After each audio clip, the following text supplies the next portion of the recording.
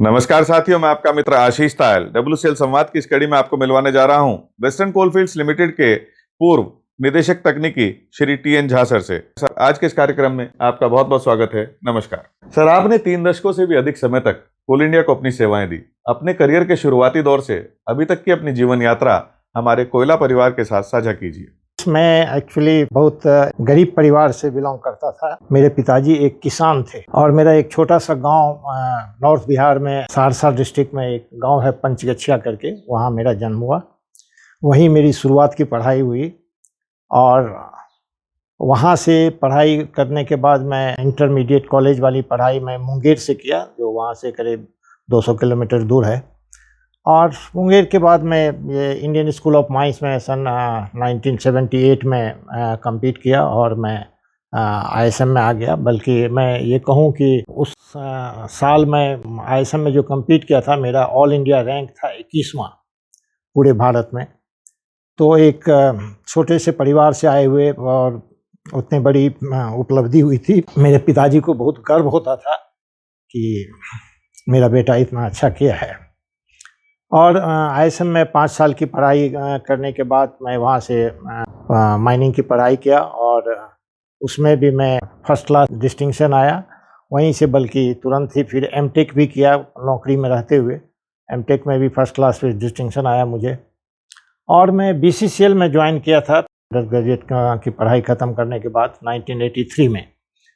और वहाँ मैं 97 तक वहाँ काम किया BCCL में। और वहाँ के बाद मैं आ गया WCL। और WCL में 97 से लेकर के फिर 83 तक मैं अपने रिटायरमेंट तक यहीं पे काम किया। और एक शुरू का जो होता है, मैंने शिफ्ट इंचार्ज के रूप में शुरू किया था अपना जॉब, जहाँ कि मेरे लिए कोई ऑफिस नहीं होता था। मैं जो माइनिंग का जो सिल्ली होता है, सिल्ली पे बैठ के अपना जॉब डिस्ट्रीब्यूशन करता था और फिर खदानों में जाके काम करता था। अंडरग्राउंड में ही शुरुआत किया। अंडरग्राउंड ओपन कास्ट दोनों माइन मेरे पास लगभग GM के लेवल तक दोनों तरह के माइनिंग हमने किया। वहाँ जूनियर माइनिंग इंजीनियर में ज्वाइन किया था। वहाँ से होते हुए वहाँ मैनेजर था BCCL में। फिर मैं आ गया WCL एज ए मैनेजर ही यहाँ पे आया था। और फिर यहाँ मैं सबरिया मैनेजर, फिर GM ऑपरेशन, फिर जनरल मैनेजर और अल्टीमेटली मैं डायरेक्टर बना WCL कंपनी का। मैं कोल इंडिया को बहुत अप्रिशिएट करता हूँ कि एक छोटे से हमारे जैसे लोगों को इतने ऊपर के पोस्ट तक बढ़ाया और हमेशा ही काम करने का इतना सुंदर सा मौका दिया। इतना अच्छा लगता था मुझे काम करने में। मैं चूँकि गांव से जो बिलोंग करता था, तो मुझे यहाँ की एट्रोसिटीज़ ज़रा भी मुझे परेशान नहीं करता था। रादर मैं एंजॉय करता था अपने काम को। और जितना जो भी रिस्पॉन्सिबिलिटी मिला उसको जितना बखूबी से हो सकता है मैंने निभाने की कोशिश की। और मैं बहुत आभारी हूँ मैं कोल इंडिया का, जिन्होंने मेरे ज़िंदगी को इतने अच्छे से शेप किया।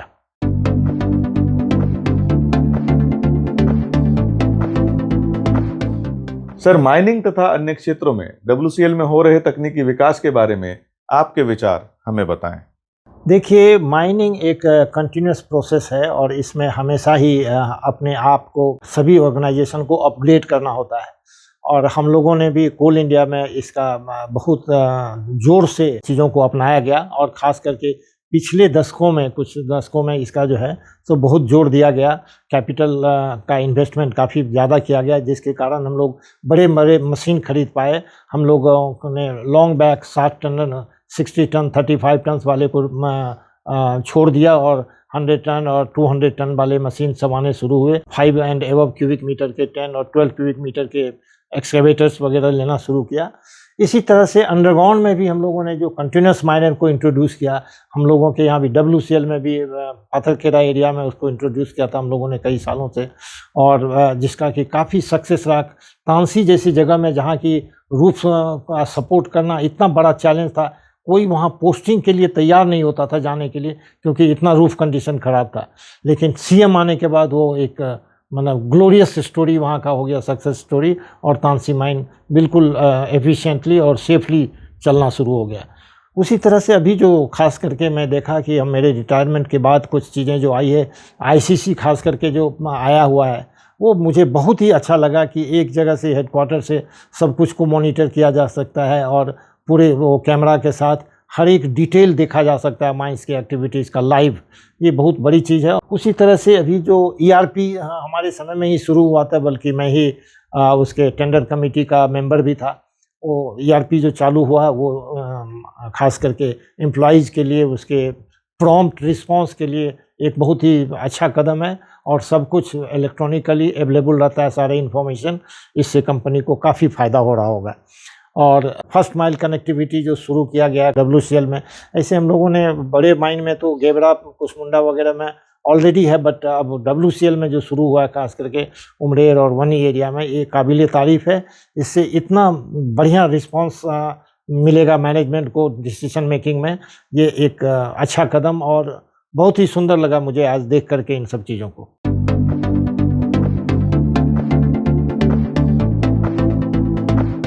सर, पिछले वित्त वर्ष में कोयला उत्पादन, प्रेषण तथा ओबी रिमूवल के क्षेत्र में डब्ल्यूसीएल ने नए ऐतिहासिक आयाम स्थापित किए हैं। डब्ल्यूसीएल की इन उपलब्धियों को आप किस तरह देखते हैं? ये बहुत ही अच्छी उपलब्धि है, बहुत बड़ी उपलब्धि है डब्ल्यूसीएल के लेकर के खास करके, क्योंकि मुझे याद है मैं जब यहाँ पे 97 में ज्वाइन किया था तो मैंने कुछ दिन हेडक्वार्टर में रहा था और वहाँ देखा था उस समय का जो क्या प्रोजेक्शन है डब्ल्यूसीएल का, क्या फ्यूचर है। तो हमने वो देखा था कि केवल 33 मिलियन जो है सो डब्ल्यूसीएल का पीक प्रोडक्शन होगा और उसके बाद डाउनफॉल शुरू हो जाएगा। लेकिन मैं धन्यवाद दूंगा डब्ल्यूसीएल के पूरे टीम को, और ये जो है सो इसके कारण जो है डब्ल्यूसीएल का प्रोडक्शन, प्रोडक्टिविटी और ओबी रिमूवल, और चूँकि प्रोडक्शन हुआ तो डिस्पैच के लिए जो कदम उठाए गए, रेलवे लाइन साइडिंग्स बढ़ाए गए। आपको याद नहीं होगा, सन 2016 में हम लोगों ने उमरेर में 2 साइडिंग लगातार विद इन 3 मंथ्स चालू किया था उसको। उसी तरह से आगे की मैनेजमेंट भी ने जो जितना भी कदम उठाया है डिस्पैच के लिए, और रेलवे साइडिंग को एक्सपेंड किया है, रेलवे लोडिंग को क्विक लोडिंग का सारे व्यवस्था की है, इससे ये काफ़ी ज़्यादा डब्ल्यूसीएल को फ़ायदा हुआ है। और आज जो है डब्ल्यूसीएल इतना आगे चल रहा है प्रोडक्शन, प्रोडक्टिविटी, डिस्पैच और इवन ओबी रिमूवल में। तो आप शायद सबों को मालूम हो कि डब्ल्यूसीएल हाईएस्ट स्ट्रिपिंग रेशियो पे काम करती है और उसके बावजूद भी जो है सो इतना आगे रह रही है अपने कोयला प्रोडक्शन और डिस्पैच में। ये बहुत बड़ी उपलब्धि है। मैं ये भी चाहूँगा कि आने वाले जो समय है जिसमें डब्ल्यूसीएल की जो टीम है वो इसी तरह से अपना पॉजिटिव एटीट्यूड रख के प्रोडक्टिविटी पर पूरा ध्यान देगी और आगे प्रोडक्शन और डिस्पैच दोनों ही और ज़्यादा आगे बढ़ेगा।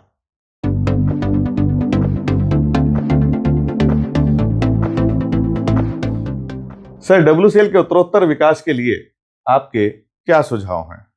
देखिए, डब्ल्यूसीएल ने कंसिस्टेंटली, इनफैक्ट कोल इंडिया ही ने कंसिस्टेंटली काफ़ी अच्छे काम किए, जिससे कि नॉट ओनली कि production, productivity, even life standard जो है लोगों का, उनके एम्प्लॉई का, या इवन आसपास के लोगों का जो जिस क्षेत्र में हम काम करते हैं उस पर काफ़ी कुछ काम किया गया है। बट हम इसी दरमियान हम चाहेंगे कि एनवायरनमेंट फ्रेंडली माइनिंग कैसे कर सकते हैं, उस पर और ज़्यादा अगर ध्यान दे सके हम लोग। फॉर एग्जांपल, अगर क्या हम ये डीजल मशीन के बदले अगर हम इलेक्ट्रिक मशीन लाना चालू करें, उसको विशेष रूप से अगर हम लोग ले सकें, और आसपास में ये सीएसआर एक्टिविटीज़ को कुछ और बढ़ाएं, क्योंकि हमेशा ही देखिए हम जहाँ काम करते हैं वहाँ के लोग खुशहाल होना चाहिए, वहाँ के लोगों को ये लगना चाहिए कि ये इंडस्ट्री अगर आई है तो उसका कितना भला हुआ है। तो उस पर और ज़्यादा काम अगर हम लोग कर सकें तो ये आगे के लिए बहुत ही फ़ायदेमंद होगा और डब्ल्यूसीएल और तरक्की करेगी, और हमेशा ही लोग नाम लेंगे हमारे ऑर्गेनाइजेशन का, हमारे डब्ल्यूसीएल का, हमारे कोल इंडिया का, कि ये इंडस्ट्री एक है जो हमारे पास आती है और हमारे जीवन स्तर को सुधारती है।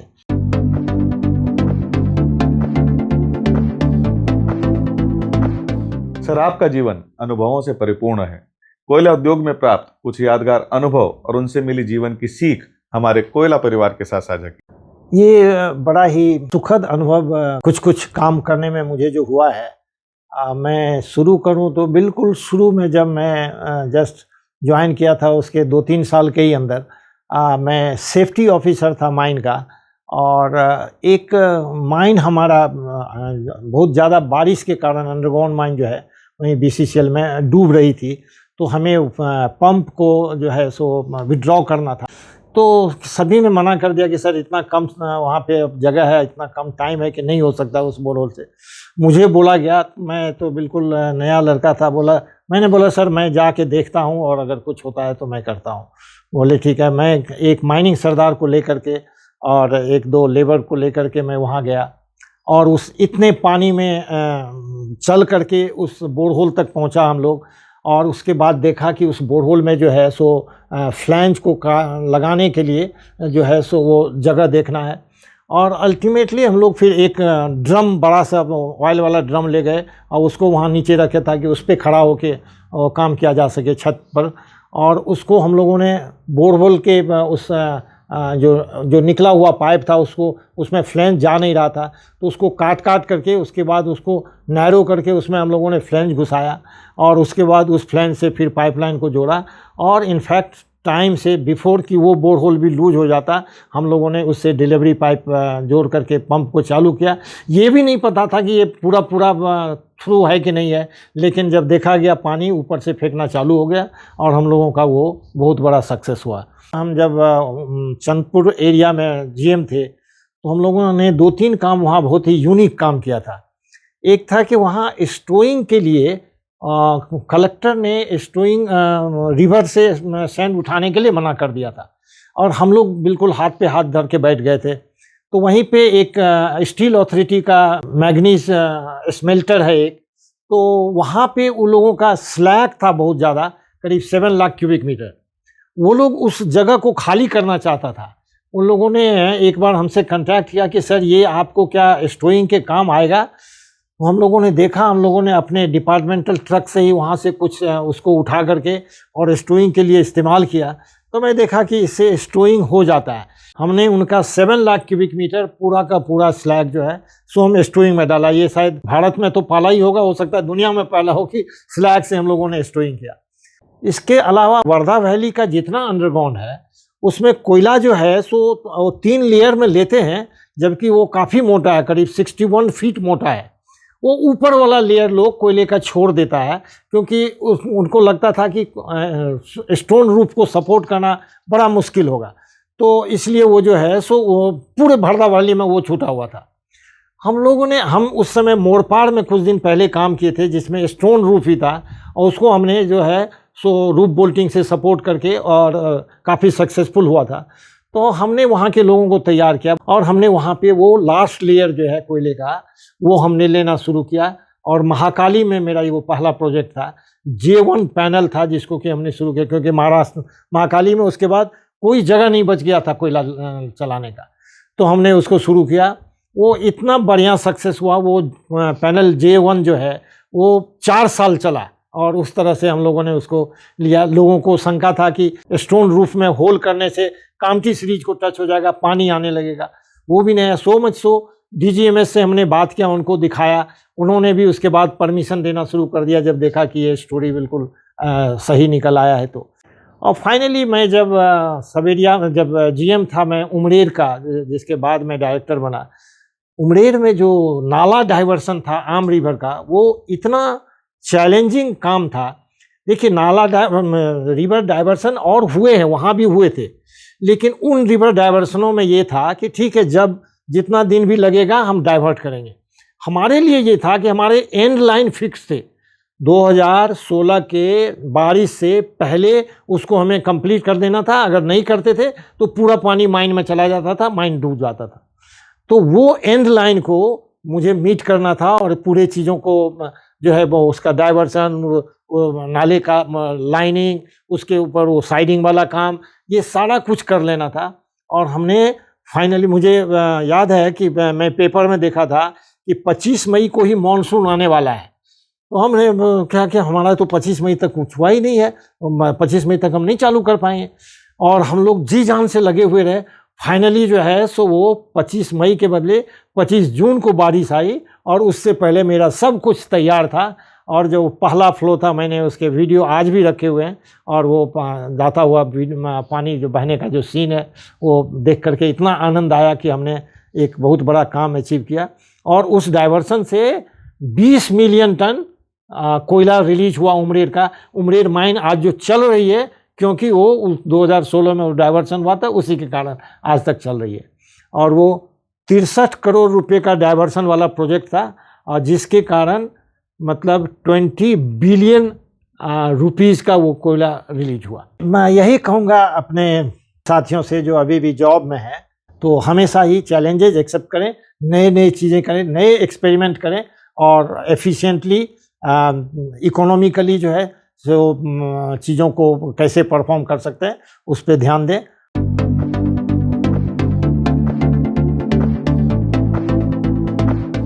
सर, कोयला परिवार से जुड़े युवा कर्मियों और अधिकारियों को WCL संवाद मंच से आप क्या संदेश देना चाहते हैं? जो मैं देख रहा हूँ कि आने वाले दिनों में बहुत से मिनरल्स जो हैं उसके माइनिंग अब करने ज़रूरी हो गए हैं। चूँकि कोल इंडिया जो है एक सबसे पुरानी माइनिंग कंपनी है, हम चाहेंगे कि उस डायरेक्शन में डाइवर्सिफिकेशन हो। हमने सुना भी है कि कुछ डाइवर्सिफिकेशन ऑलरेडी ग्रेफाइट वगैरह के माइनिंग को कोल इंडिया सोच रही है।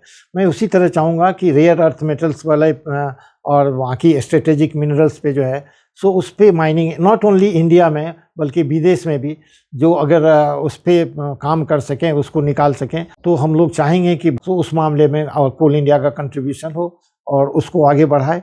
और जो कोल जो ऑलरेडी आप निकाल रहे हैं उसको किस तरह से एफिशिएंटली, इकोनॉमिकली, एनवायरनमेंट फ्रेंडली निकाल सकें, इस पे ध्यान दें। और हमें पूरी उम्मीद है कि पिछले कई सालों से जिस तरह से कोल इंडिया जो है आगे बढ़ते रही है, भले ही बहुत से कंपनियां जो है सो पीछे छूट गई, पर कोल इंडिया हमेशा आगे बढ़ता रहा। ये देख करके मुझे बहुत गर्व महसूस होता है कि वैसे कंपनी में हमने अपने भी 35 साल गुजारे हैं, और आगे के लिए भी सारे लोगों को ऐसी ही शुभकामना करते हैं।